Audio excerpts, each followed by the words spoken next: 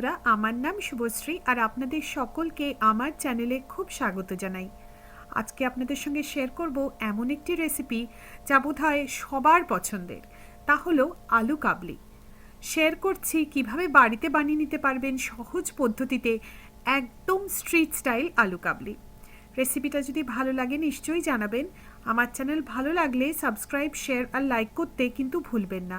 তো চলুন দেখে নিই কেমন করে বানাচ্ছি আলু কাবলি।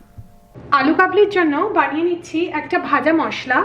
দিয়ে দিচ্ছি দুটো শুকনো লঙ্কা, তার সাথে দেব 2 চা চামচ গোটা ধনে, আর দিচ্ছি 1 চা চামচ গোটা জিরে। এবারে আমরা এই গোটা মশলাটাকে শুকনো খোলায় ভেজে নেব। গোটা মশলাকে শুকনো খোলায় ভেজে নিয়েছি। এবারে এটাকে একটু ঠান্ডা হতে দেব, তারপরে একটা মিহি পাউডার বানিয়ে নেব। এবারে আমরা আলু কাবলি বানানো শুরু করব।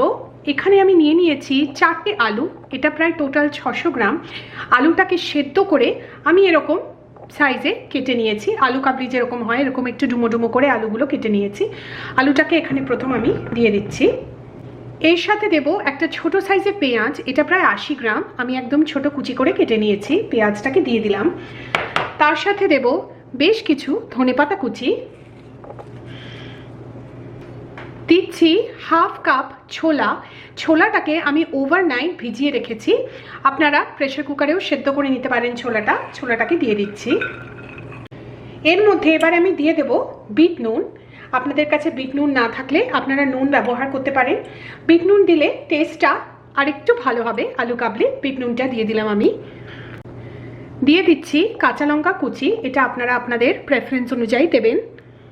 এবারে আমি দিয়ে দিচ্ছি তেঁতুল গোলা, এটা আপনারা যেরকম টক পছন্দ করেন সেই অনুপাতে তেঁতুল গোলাটা দেবেন।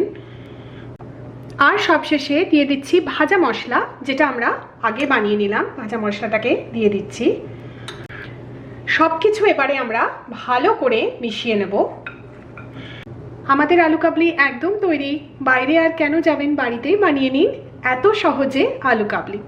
রেসিপিটা কেমন লাগলো জানাবেন। আমার চ্যানেল দেখার জন্য আপনাদের অনেক অনেক ধন্যবাদ।